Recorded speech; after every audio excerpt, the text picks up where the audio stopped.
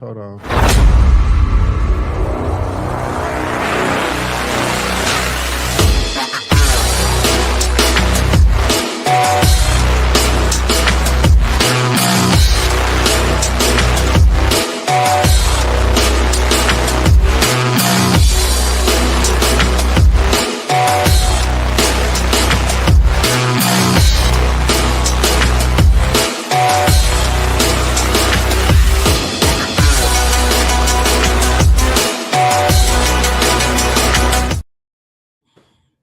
All right.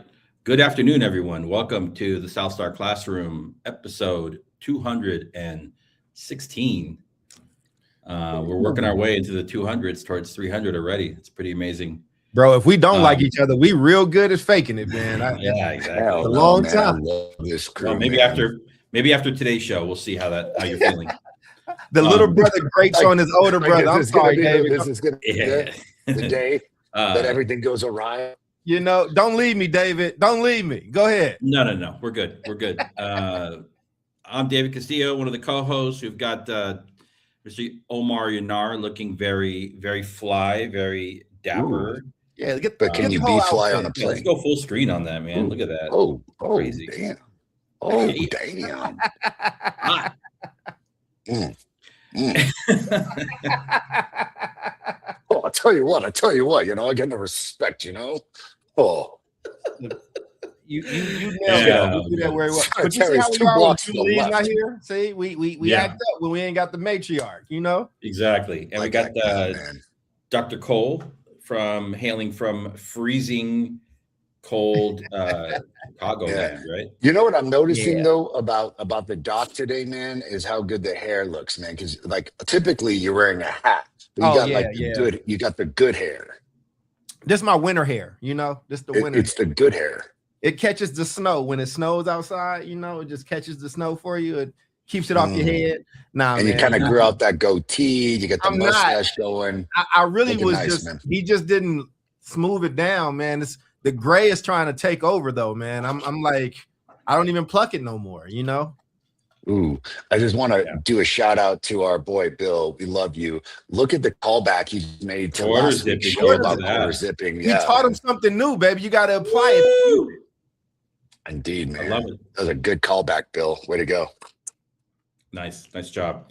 All right. Well, before we dive into today's topic, what's the title of today's show? Teaching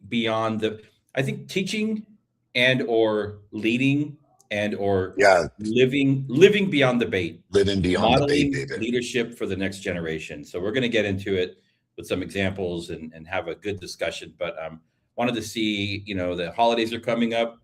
Wanted to see how both of you are faring and if you have any plans or any other items you'd like to check in about. I write a refusal, Omar. Go ahead, brother.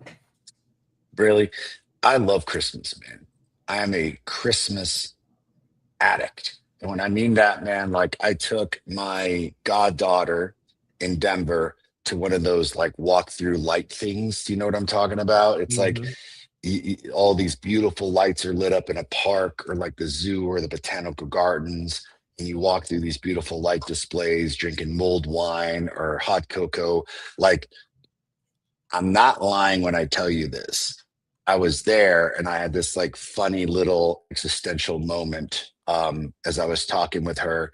And I was like, if I could be anywhere in the world, doing anything in the world right now, any place, anywhere, doing anything, International Man of Mystery style, what would I be doing? Exactly that. Taking my goddaughter to walk through those lights. That's how much I love Christmas. That's how much I love mulled wine, Christmas markets, decorations, the whole thing, man. I am in. And I think the ebb and flow of it is, gentlemen, why I love it. It's not the lights and all the decorative components, although I love all that. I think it's the spirit of kindness. That is, I think, what gets me the most is like people are a little bit kinder, a little bit lighter, a little bit easier. And I think I was like, damn, man, I just wish people were like that every day. Because come January 5th, Doc, man, I'm just going to get like cold cut salamis thrown at me for no apparent reason. And it'd be like, boo this man, and just throwing cold cut salamis at me for no reason. Really, I didn't smell like I even did anything. Gentlemen, You got Christmas plans? You got things? I mean, Doc was telling me that he's gonna kick back and rest, which I hear that, man. I need some sleep too, brother. I got you. Let me clear up something for Toya too. A cultural reference just got mixed up when you said you made a good comment about my hair. Yeah, it looks good. No, I know it looks good. I love Toya. Thank you so much. Toya was hearing that it's a thing in Black communities about good hair and what it is, and paper bag test, and basically when Black people have different texture hair, they call it good hair. He didn't mean that. I promise you, he did not know that. It didn't mean all that. But he was just saying the hairdo because my hair is normally covered up, and he could tell I got a line up. So I appreciate her being on the proud for it. But this, if you not culturally knowledgeable, you will watch this show and you will definitely get some brown cultural knowledge and some Black cultural knowledge. And if we had our lovely matriarch, you get some Black woman cultural knowledge that goes deep. I just learned I need to say your hair looks good because good hair means something differently. Good, yeah. It's basically, let's say if there's like a bunch of kids and colorism, right? So 2 dark-skinned kids and a light-skinned kid, they'll be like to the light-skinned kid, oh, he got that good hair. He got whatever. You know what I'm saying? And the darker skinned kids might get treated differently or whatever. Or you can tell when somebody's mixed or whatever. Like I told you, my cousin, they Black and Mexican kids, their hair texture is different. But anyway, I definitely we digress. We digress, but I loved the moment both ways because I knew what you meant and I know what she caught. So yes, but I'm glad we could be there for that. I think for me, man, I don't want to do anything. Christmas is by far my favorite holiday. I love the lights. I love the colors. And I'm not, I know people think I'm bougie. I'm not. I like color trees. I like color lights on trees. I know it's elegant to do the yellow lights, but I still like color lights. I used to just stare at them when I was younger. But I don't want to do anything. I have some business travel coming up tomorrow, and then when I get back home, I want to shut it down. I will probably make my home available to like my aunt and my uncle. Y'all know I've talked about my uncle for a while here. He's getting up there. You never know when it's the last holiday. I got a new chair. It's my lazy boy, but that's the dude that helped get me through college. So I would love nothing more. They can come through. We can do some eggnog with some cognac or something, and then he can just have the chair. Hey man, just sit in the chair and enjoy, and enjoy your nephew's house. Outside of that, man. Oh, I did get my gammas. Now this is shoe culture. I will go grab the shoe. It was a very difficult shoe to win in this lotto. So as you're telling your story and you have a break in it, David, I'll show the shoe. You're speaking like foreign language to me right now, but I would say yes. I thought about you though, because it reminded me when you start talking about DJ stuff, and there's like surface level DJ talk that everybody gets. When you go that next layer, like I know you probably seen Menace to Society, and they got the whole scratching battle. I love that part, but you probably understand that on a different level. You're right. I get you now. I get you. So I'm gonna go grab that for you, but I got you, Omar, because y'all was asking. So do your thing.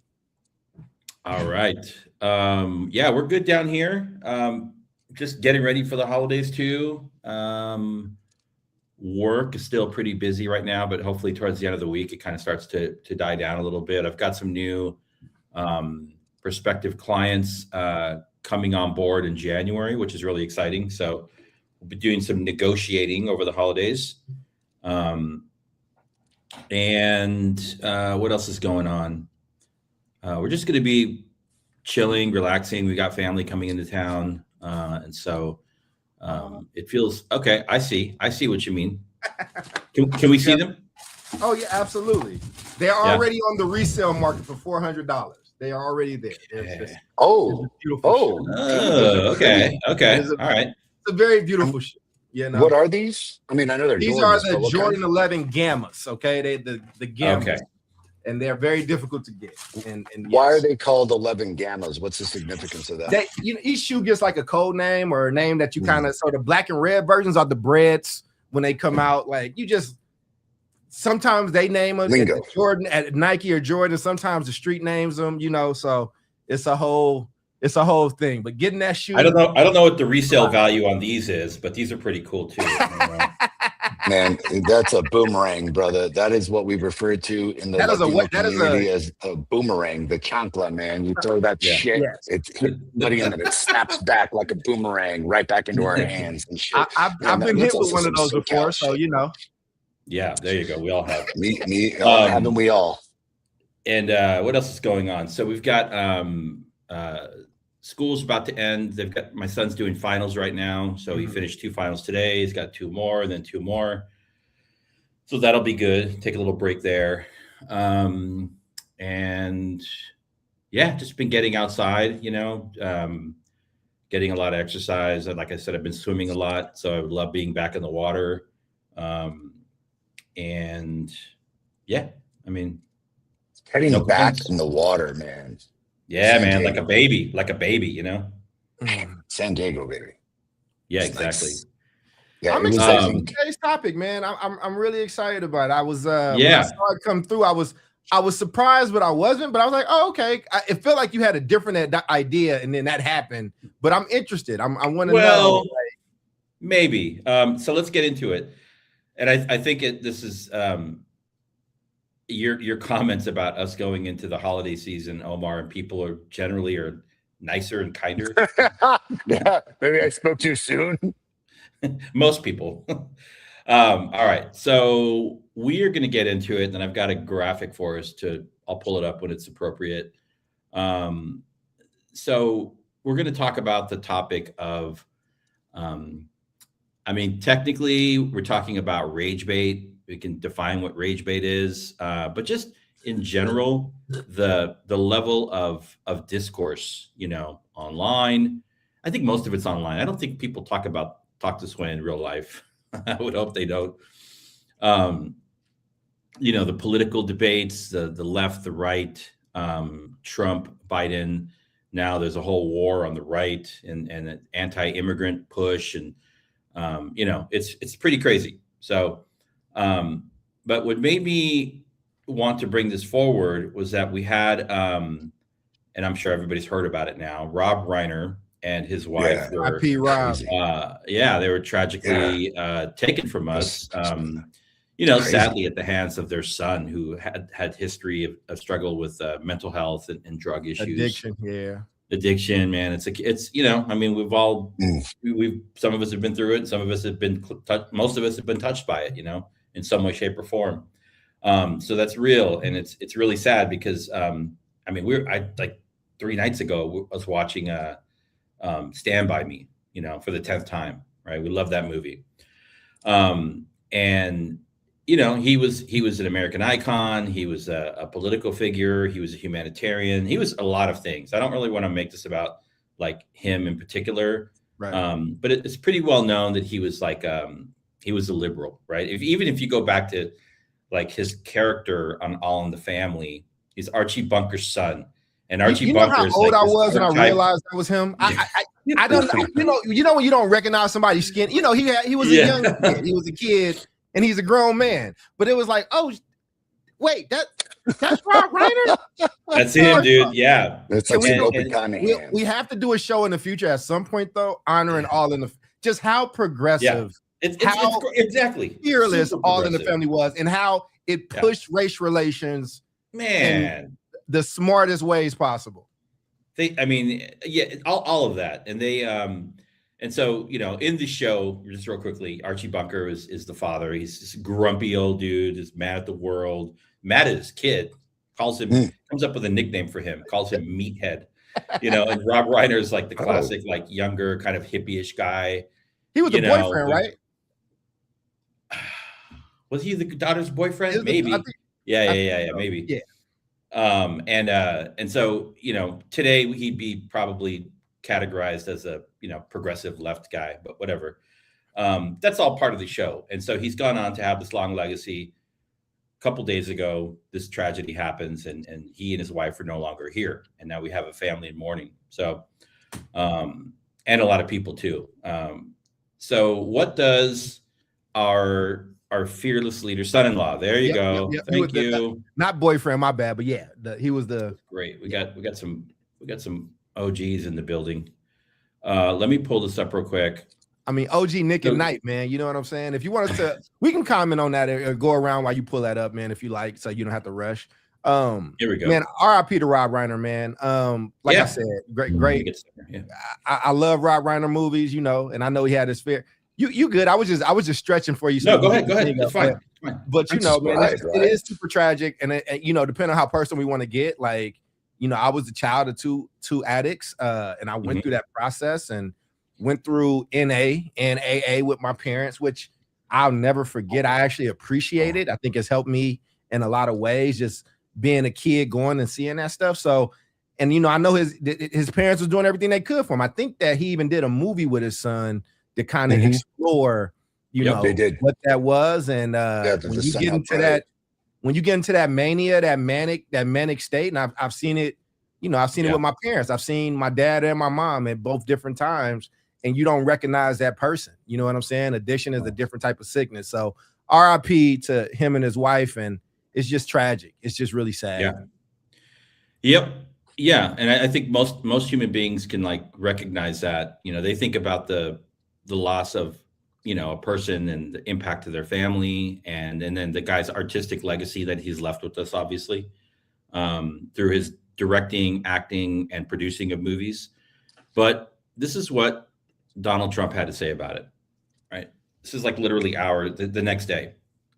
Very sad thing happened last night in Hollywood. Rob Reiner, tortured and struggling, but once very talented movie director, has passed away together with his wife, Michelle, reportedly due to the anger he caused others through his massive, unyielding, and incurable affliction with the mind-crippling disease known as Trump derangement syndrome, sometimes referred to as TDS. He was known to have driven people crazy by his raging obsession of President Donald J. Trump, with his obvious paranoia reaching new heights as the Trump administration passed all goals and expectations of greatness. And with the golden age of America upon us, perhaps like never before, may Rob and Michelle rest in peace. Okay? Total dog shit, right? So, I mean, it's crazy, man. So he somehow, okay, so the point is not like really to focus on like what Donald Trump said. We know he's going to say things like that, right? He's a narcissist. He's insensitive. He's insane. He's crazy. He's an evil person. But yes. My question for you, so this is an example of like rage bait. Like, we don't know if he probably really means this, but these are very like inflammatory comments to come from anybody. Like, if you heard somebody on the street say that, you'd be like, you're crazy. But this is the president of the United States, right? Okay. So we've gotten to a point in this country where we've lost control of the dialogue, right? It's just like full-blown attack. People are saying crazy things, you know, and I'm wondering, you know, most of this revolves in and around politics and cultural issues. So my question for you all is, what were your first thoughts when you saw this pop up? I'll go. His comments specifically. I didn't. It's Trump. I don't really. This is the thing. I was kind of surprised that so many people were like surprised or outraged. Like, I see a lot of Republicans that's like really wagging a finger at him, and I'm just like, he is. I mean, he just is who he says he is and who he's been. For me, I think I don't really pay too much attention. That's on brand for him, and those two really didn't like each other. And I can imagine the stuff that's going to be said about Trump. Listen, I don't like Trump. Like, he's our president, and it is what it is, and I want, you know, our country to be okay. But I also just don't react to like a lot of these shenanigans in a lot of ways. I don't. But when you sent the thing over and I saw how big it was and how big it had gotten, right? I'm like, well, I guess it's a good topic. Maybe I'm just disconnected. It's just on brand. I'm not shocked. I mean, is this lower than the lowest point that he's ever had? Like what I don't know. So that's my reaction to it. It's just kind of like, you know, I mean, this is what he wants. That's why he did it. He knows how to keep his name in people's mouth. the best way to beat Trump outside of political stuff, you know, because you can't just ignore that. You have to engage. I have an article about how you engage, but it's to just ignore him on the social stuff. That's death for him. Death for him is the jeers and the cheers stopping. He don't care if you're cheering or jeering. It's Floyd Mayweather mentality. I don't care if you come to watch me win or lose. You paid to come. And I think as long as you keep paying for the circus, you're going to see fucking circus. So that I just didn't have a lot of strong thoughts. That's all I got for it. Oh, how about you, Omar? I'm going to take this a little bit into the direction that you want to go in, David, is forget about Trump for a moment and think about just any leader. And I deal with this a lot. And gentlemen, I think you all have dealt with this a lot. People will say something very silly, like, well, this is just the way that I am, and people can deal with it. And I'm like, well, that's cool if, I don't know, you're not a manager or if you're not the leader. How about the publicly elected leader of the United States? Now, oftentimes when a president gets elected, even the people who did not vote for him will say, this is the will of this democracy, of this representative democracy, and therefore he's still our president. I may not support him, I may not vote for him, but he's still the president of the United States. I'm still a citizen of the United States. And I think it does a lot of disservice, not just in terms of a leadership position, and certainly internationally, because this is also something I'm dealing with. So let me kind of tear this out into three. You're a leader, you have a responsibility to the people that you lead. And within that responsibility, one has to actually be conscientious of what they say, because it's not just about you anymore. And this is why he's such a narcissist, because he thinks it's all about him. And when you're a leader, it's the exact opposite. It's all about the people that you are leading and not about you. So what are you saying that is going to get people motivated, kind, thoughtful, working towards the greater good, working towards the greater interest? Because how you act, people will replicate, because they'll feel emboldened. Well, if the leader's doing this, I have every right to do this. And what Trump is essentially saying to the country is, hey, I'm the leader of the free world. It's totally okay to mock the dead and say disparaging things about people because I'm doing it. And I think that's a horrific example, but these have massive consequences, David, from a global perspective. Yep.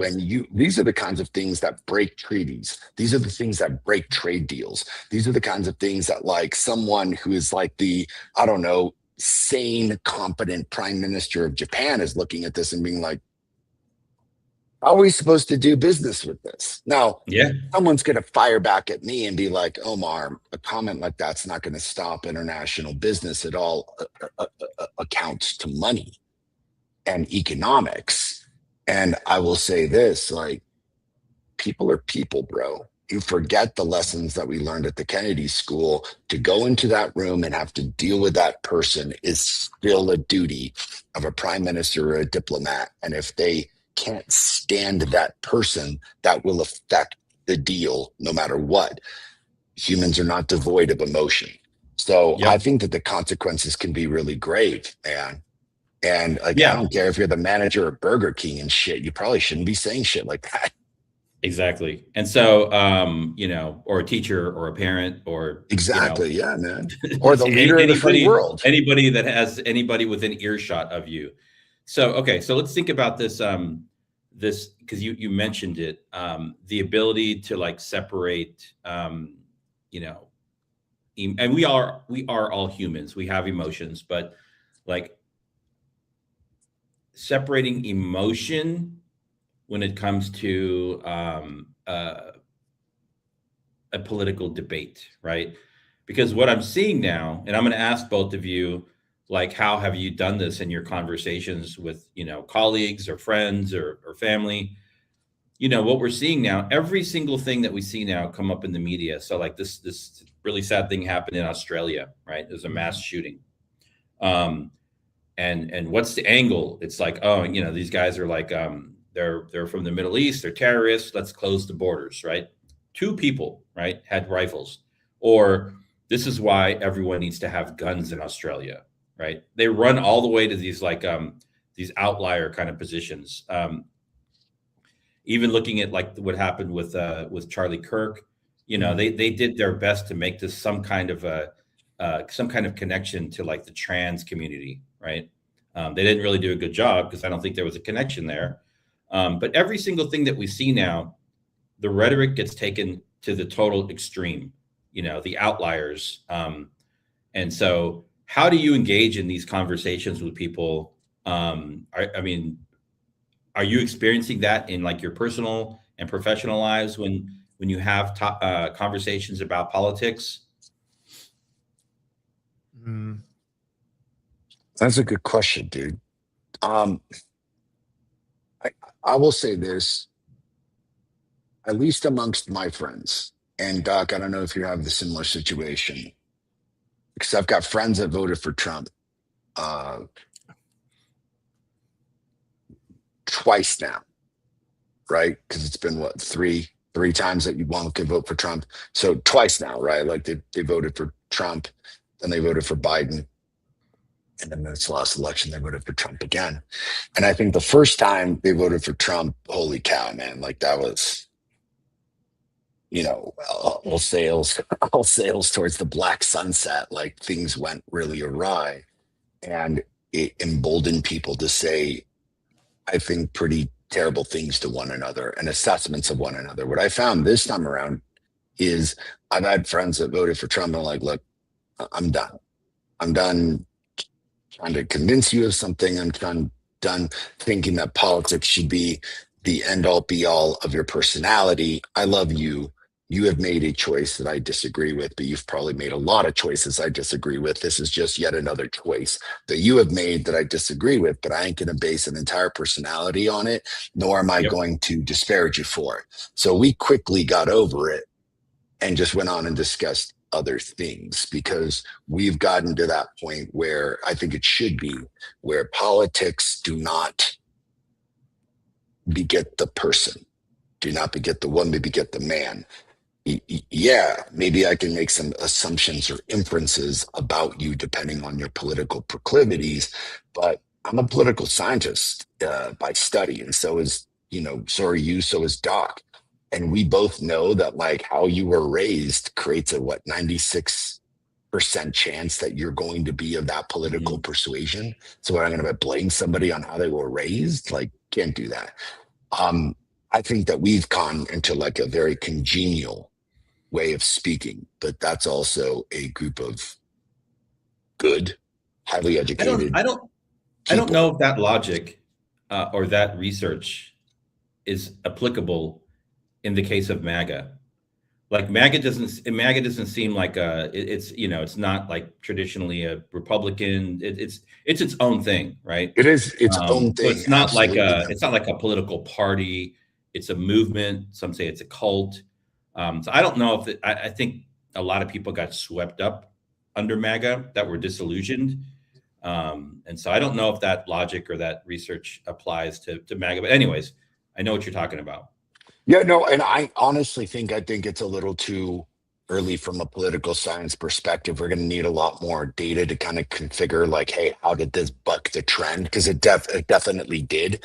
But getting to the question of how have I seen this play out in conversations? Yeah. What I have seen play out, dude, are these obnoxious ass fucking bumper stickers on people's cars, fucking the "Don't Tread on Me," the fucking American flag all backwards and shit, the blue line on the American flag, and I know exactly what all of these things mean, and like I support the police, but like if you're making this thing your personality so much so that you have to broadcast it to everybody on the back of your fucking pickup truck, like you're a piece of shit.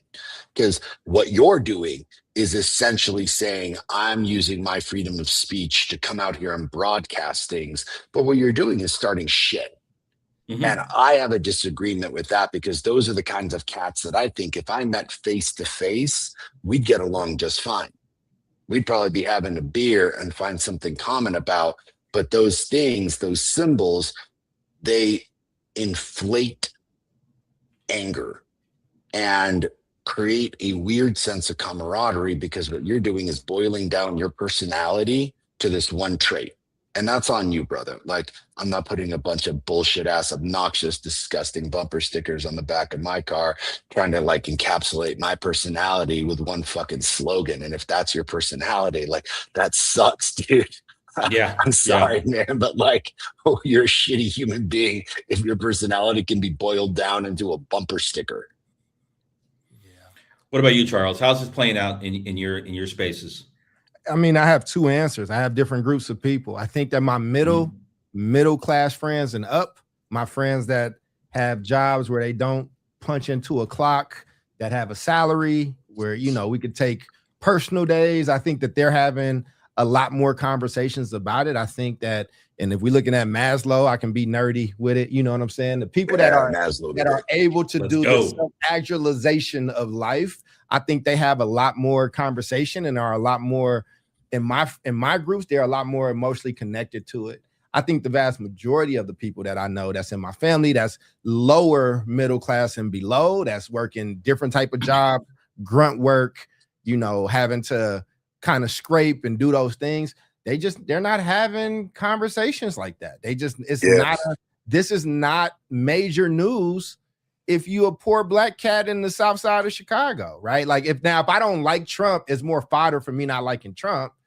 But also when Trump dies, if Rob Reiner would have been alive, Rob Reiner would have probably had some wild shit to say about Trump too, right? So I think my thing is, you know, I'm trying to attack the question. I know I always do this, and I'm trying not to get very meta with the question. If the question is about Donald Trump specifically and like how people are talking about him or whatever the case is in this moment, that's one type of answer. Now, if the question is a larger political science, how leaders should talk, how we want to, what message we should be conveying. I mean, the question is about the radicalization of the discourse around political issues and your experience with it. Yeah, I think, listen, man, look, fucking George Wallace died in what?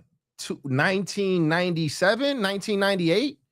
Like George Wallace, like George Wallace hated black people. Like George Wallace never stopped hating Negroes since they were called Negroes. You understand? Like, so for me, I grew up with a grandmother who was born a few years after like certain things in history happened. I lived in Kentucky. I'm just socialized to these things in a different way, and people gonna do it. I think there's a level of theater here. I think, but the people that I know that are in those different brackets, like I know if I'm talking to you and Omar and Chris and Toya or whatever, we probably gonna have a talk about Trump and what Trump is doing. But like my uncle that I'm talking about trying to get over here, who's older now, and like he gonna be like, "What you talking about? What happened? Oh, damn, that's crazy." Like it's just not. I don't know how to say. There's a certain level. I don't want to say that because it's gonna sound wrong. I'll just say it and know that my heart don't mean nothing by it because I'm part of this group too. I'm part of our group. But there's a certain level of privilege we got where that can be the top thing on our mind today. As opposed to somebody that got to go out, salt roads, it's 5 degrees, it's about to get colder, and there's an ice storm coming. They don't give a shit. Like, they're just like, you know, they might complain about the price of groceries and things like that, but they're not. It's a sign of how good my life is going if this is the biggest issue that I'm dealing with today. And I think that's a blessing. And again, I just get this grounded perspective because I do this stuff and then I got to go drop off bags of food to like people I know and love or whatever. And it's just not part of the small talk that comes up. But I do think, go ahead. That's it. I'll end it there because I was going to go into a different realm about free speech. Well, let's do that too. But I also want to, you talked about growing up in Paducah, Kentucky, right? And so I think there's definitely like a regional aspect to like how one sees the world. Yeah. Where, I mean, I remember the first time I went to Atlanta probably in the 1990s, and I was in the South, driving in southern Georgia, going to like, I think going through Alabama and we were going to the panhandle of Florida. Pensacola. Sorry. Yeah. Pensacola in Florida, yeah. Yeah. And I remember seeing the bumper stickers. The Yeah. South will rise again. Yeah. Oh yeah.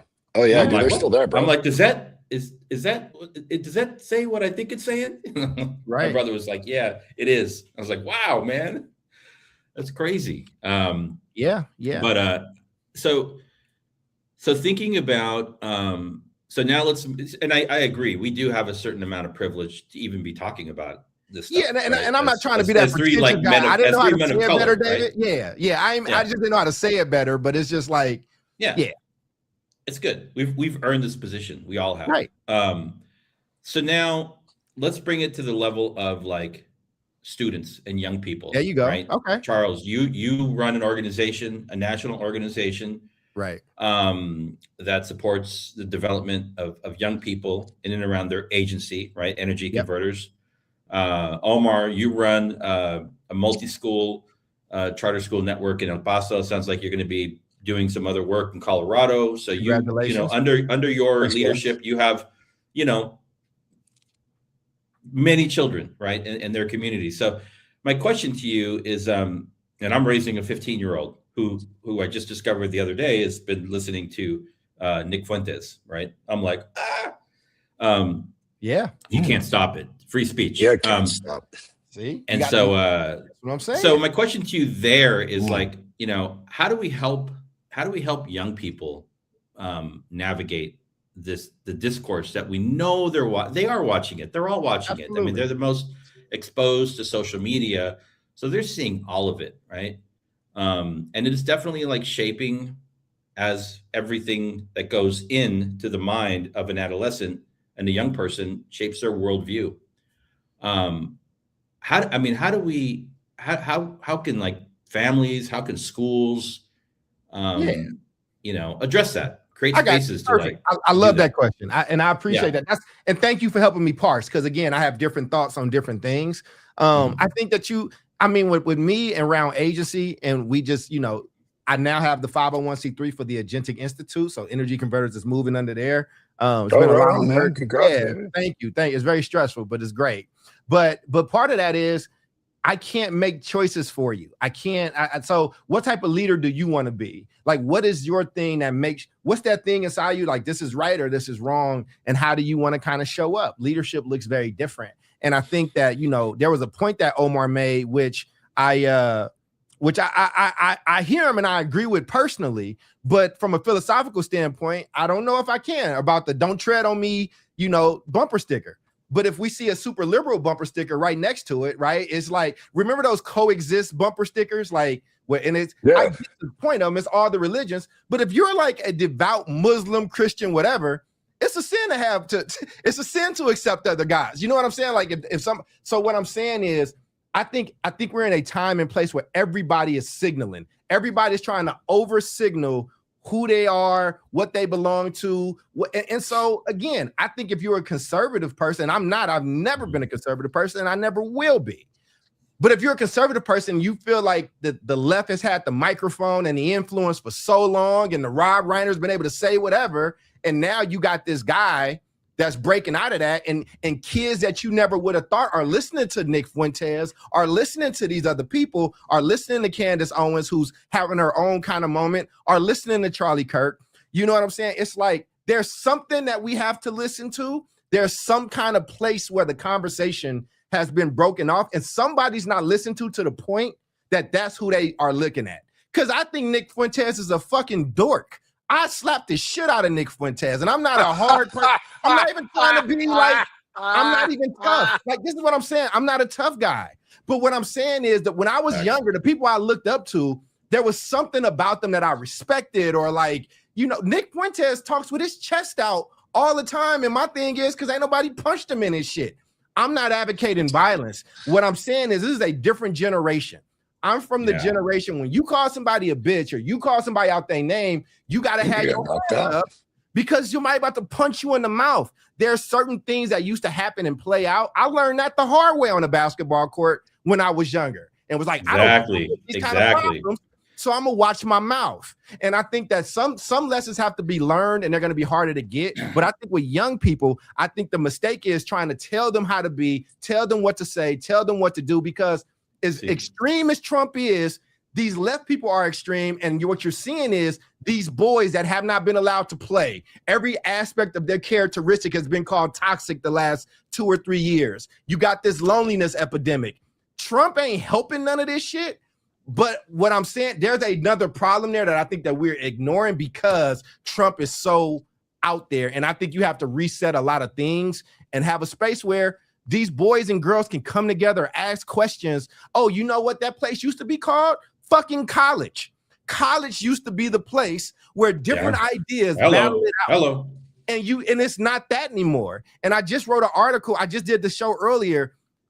You know, like in the last 8 years, there's 600,000 less black males in colleges and on college campuses, and it's getting worse. And the numbers for white kids are not the same. The numbers for males are just dropping drastically, and we can keep wagging the finger. I think our side likes to sound right more than we like to do right and be right.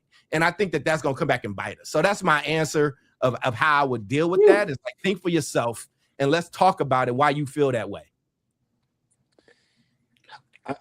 I think you struck a nerve with me. And that's a good thing. We're doing radio now. Should we give you full screen? No, not yet, because this is going to take a little while to kind of come out. Well, let them see the full suit for a little bit. Go ahead, brother. I think that I was thinking back, who did I listen to as a kid, and how did that influence me? And when people are like, who are your inspirations? And like, it bores people because I'm always like, dude, my mom, my dad, my sister, like greatest influences, greatest motivating factors. And then people are like, dude, yeah. Well, who's beyond that? And like, you know, people will, Eminem will go Jay-Z, Biggie, Tupac and Biggie, Andre from Outkast, Nas and Vinny. I will go Eddie Murphy, George Carlin, Dennis Miller, Jon Stewart, Stephen Colbert, Chris Rock, Kevin Smith. My greatest influences in terms of my thinking and in terms of my youth were all comics. And if you know something about any of these comics, they were all satirists. They are all satirists if they're still alive, right? So they deal a ton with political satire. In satire and in comedy, there's critical thinking. Right. And there's truth. So I love the Dennis Miller show. He'd go after Clinton and Bush equally. I love Bill Maher. He'll go after Trump and, you know, anyone else. In this case, you know, Biden recently equally. He'll go after Democrats and Republicans. And that level of like kind of calling everybody out for their shit is quintessentially the importance of comedy, because in comedy there's truth.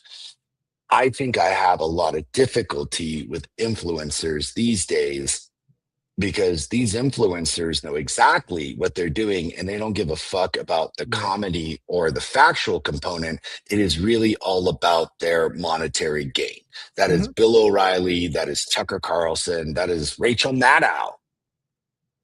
All right. Like maybe Rachel Maddow really gives a shit about our political philosophies, but like that woman's doing shit for the money, and good for her.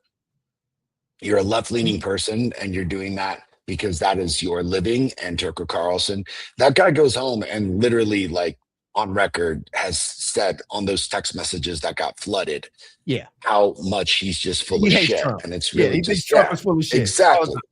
But this is the worry that Can I just call out Bill Conrad's knowledge of rap music right here with this reference? Little baby. All right, sorry. What about Little Romeo?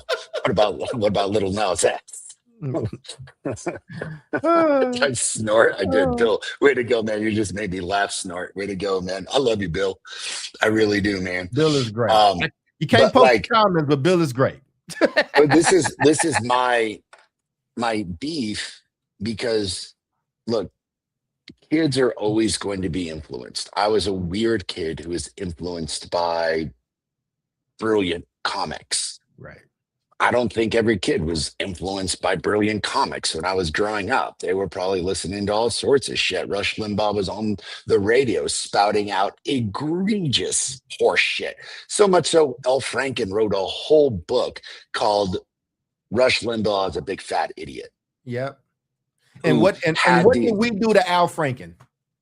Yeah, exactly. That was did him dirty. The Democrats. You see what I'm saying? Massively Right on that one. Yeah. And this is, I think, where it gets to like political discourse is that on one end, I think that this MAGA situation has like destroyed critical thought. But I think that critical thought has been destroyed in the past. People who followed Reagan, people who followed Hitler, people that followed fucking like those weird Baptist plans where everyone committed suicide or started murdering someone in Waco, Texas. What I get to is that I think people are highly influenced. And this goes back to the crux of my conversation is that if you know people are highly influenced, and I think people like Tucker Carlson and these influencers know that people can be easily influenced, I would take the responsibility and the ethics of saying, what am I doing with that level of influence, with that responsibility? And how am I at least painting as objective a picture as I can, give as much factual information as I can, and give people some semblance of choice and critical thought? But that's me. I think that the overwhelming majority of people are either like, this is easy to influence people and I'm going to make money and power out of it, so I'm going to take advantage of it, or I'm just going to believe Trump or my preacher and not think about any of this stuff. Because this whole MAGA crew who keeps quoting the Bible ain't never read the Bible. And they're like, I read this passage and I read this passage. Horse shit. I read that book cover to cover. You don't know what the fuck you're talking about. These Democrats who are out here spitting liberal bullshit because they read something or heard something but never looked up the source, I think are doing as much of a disaster as everyone else, because that is also misinformation. Do I think it's as disastrous as the right? I really don't think so, because no one on the left is calling for like egregious murders, except for some of these people recently with this Charlie Kirk thing, which I'm like, yo, hey, maybe you don't call for murder. Can we just go ahead and say it here? Like, we should not be calling for the harm or murder of anybody. Yep. But this gets to the leadership component. As a leader, you've got some semblance of influence, and especially on young people. So what should we do for young people? We should understand that they are being inundated with horseshit information more so than any generation has ever been inundated with before. There's no, like, you cannot compare the New York Times to Facebook, Instagram, and TikTok. You cannot. The New York Times does not have an algorithm of addiction. And these platforms absolutely have an algorithm of addiction, absolutely spread misinformation, absolutely lie to you, and there is no critical thought. So I always go back to, how are we teaching anybody, inclusive of adults, the critical thought of just taking a moment, pausing, stopping, and saying, is what I'm reading or what I'm listening to factual? Can I do a quick check to see if this survey, if this comment, if this has any relevancy? And I don't think most people make that second click. I don't think they take that pause and just simply hear something and be like, I don't know about that. Let me look that up. It's such a basic thing, right? It's like, is what I'm reading true? Right?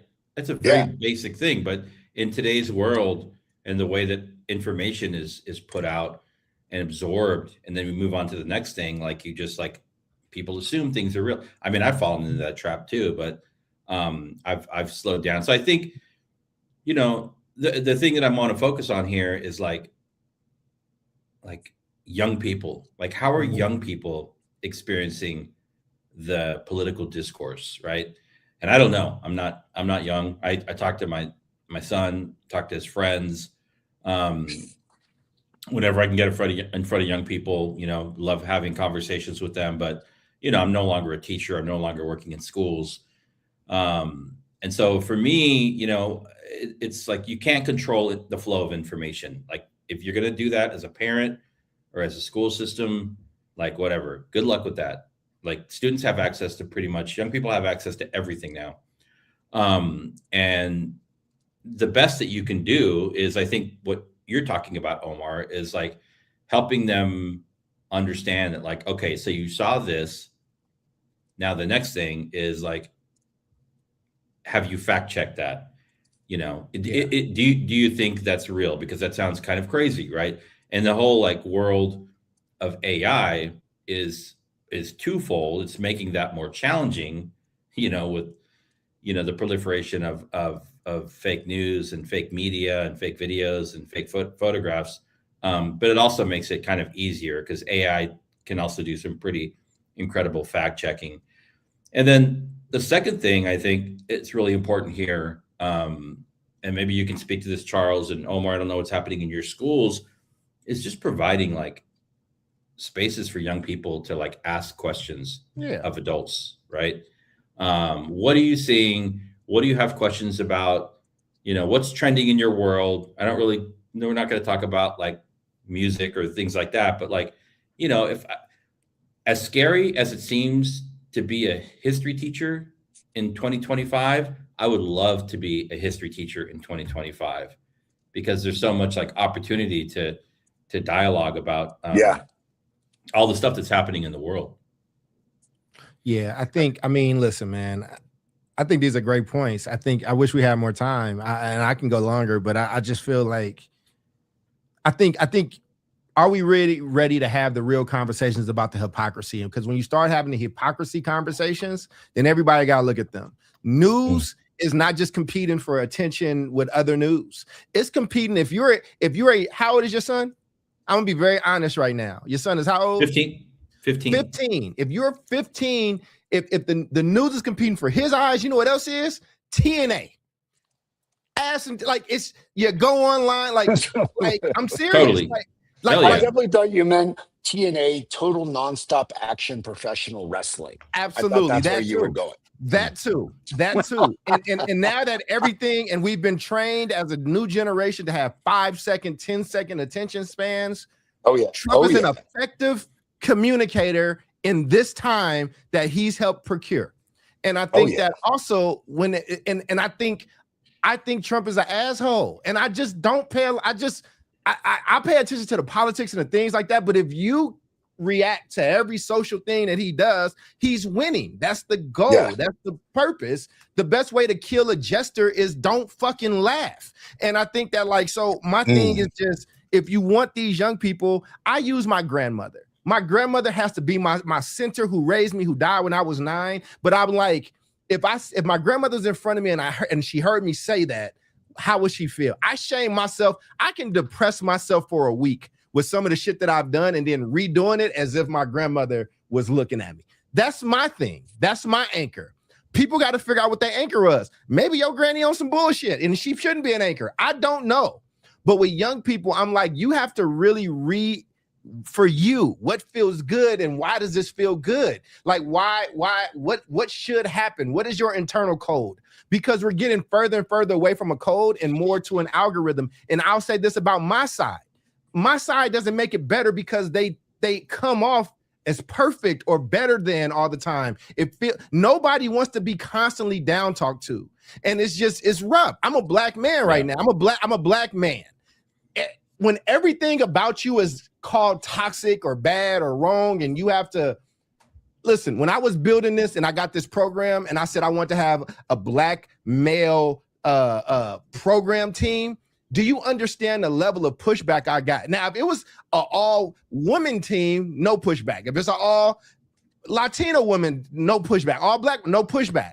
So when a lot of these people, fuck Trump for a minute, right? Forget Trump. I want to focus on that 16-year-old boy that we was talking about, and it's not even David's son anymore. But just think about the conflicting messages he's getting about his own existence, the impulses he has as a growing and maturing boy. When you told all that shit is evil, and then you see somebody in power, that's like, nah, man, be you. and I'm gonna be me, and I'm gonna perform me. So whether it's Nick Fuentes or Trump or any of these people, these folks are finding this haven. Like, and when I was a kid, you know who I listened to growing up? Fucking Tupac. You couldn't tell me nothing. If Tupac said X, I don't give a. I could have had Martin Luther King in front of me. I'm just telling you. Like, if listen, y'all just did this. Y'all just did this thing about hip hop. Look up NBA YoungBoy. He has no commercial hits. He has no radio hits. He is the most popular musician alive right now. Like, if you go look at one of his concerts, remember we was talking about that YN movement? It's there. It is there, and you can't tell them anything. And by wagging your finger and telling them how bad they are and how they shouldn't do it, you know what that does to a fucking teenager? It makes them want to do it more. If your daughter is in Catholic school wearing a uniform and you are down her back about don't do this, don't do that, or whatever, she can't wait to go outside. That parents are rebellious. But what happens when your country's rebellious? What happens when adults are being rebellious? And that's, we have such a arrested development of maturity in this country right now that you have 50-year-olds acting out like 15-year-olds. And then we have to start having that conversation, because I can handle David's kid listening to that and we can have a conversation and we can still dig deep. But what the fuck am I supposed to say to a 55-year-old that's listening to that, and that's where they're getting their source from? It's a backwards time right now, but in these times, you got to stick to your square. David might have that grandmother or his uncle or somebody. There might be somebody in his psyche that when he wants to do crazy shit, or maybe it's his kid, he's a father, right? So somebody's looking at him constantly. Omar might have that. You people that's listening, what is your anchor that will bring you back to center? My grandmother had Jesus. And you can say what you want about it, but that's what she had. So a lot of people don't have anything. Religion is dropping. College is dropping. All this shit is dropping. So there's a new normal that's forming. And Donald Trump will not be the headline of most of the days of my life on social things. But I think it was a great topic, and I think it was great for us to go into this philosophical asshole that we will not get out of, David. You got to do this with 3 hours. There is no resolution in this episode. Yeah. I mean, I've got a few things to say, and then Omar, why don't you close this out? Yeah. I think to keep it simple, I would say, like, what I'm doing is, and I'm a political junkie. I love listening to this stuff, and I pay close attention to it, probably too much, but I find it entertaining at a certain point. But I think when it comes to young people, when it comes to our children, when it comes to our students, we cannot pretend that they are not experiencing something that is, I wouldn't say like not normal, but like it's probably extreme, like there's different versions of extreme. The radicalization of language, the radicalization of like posturing, the inability to like disagree based on your beliefs and then leave it there and not take it to the next level. And so, I think it's important to, talk to young people, ask them what they're seeing, make sure, going back to your point, Omar, that young people know that like fact checking is very important, right? It's a fundamental part of being a historian, a political scientist, is like fact checking. So making sure that when things come across their screens, if it doesn't look right or smell right or sound right, to fact check it. Some of the tools, I think, I spend a lot of time on X, and I think Grok does a pretty good job or X does a pretty good job of like fact checking, but because there's so much crazy stuff out there. Right. And then just talk to them, say like, what are you hearing? Right. What questions do you have? What are you worried about? What do you want to learn more about? Right. Just have an open dialogue. I mean, I'm about to go out and have tacos with my son, and part of that is like, because I can, and it's Tuesday and it's Taco Tuesday, but also it's like, I have to make sure that I'm like constantly checking in with him about like what he's hearing and what he's experiencing, to like undo, and push back against, whatever he might be hearing and experiencing. So, I'm just wondering about, I mean, that's where my head is with the stuff, just making sure that I'm plugged in so I can help him sort out what he's experiencing, because it's a lot. So I'm not going to lie, but Omar, what about you? I worry for this nation. I worry for kids. I worry for critical thinking. I will say this, like, I have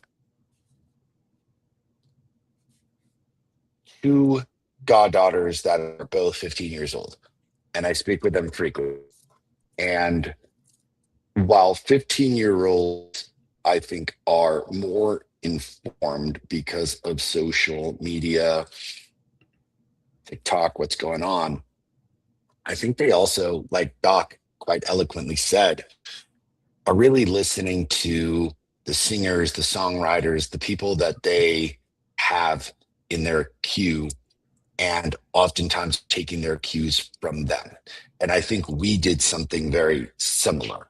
So yeah, I may have been I am a weirdo. Let me rephrase that. I was not a weirdo. Still am a huge weirdo and could dissect Reagan's speeches when I was 8 years old.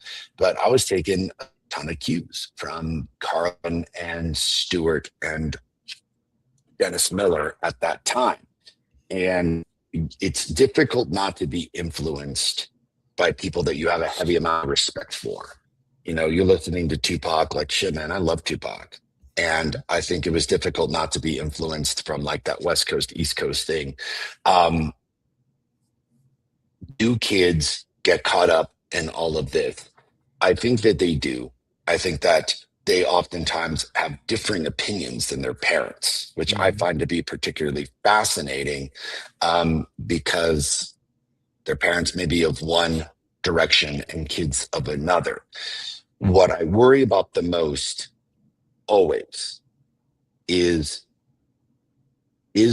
critical thinking something that is getting lost? How can we reinstall it into every single human being on the planet, and especially within the United States? And within that critical thought, I will leave it with this.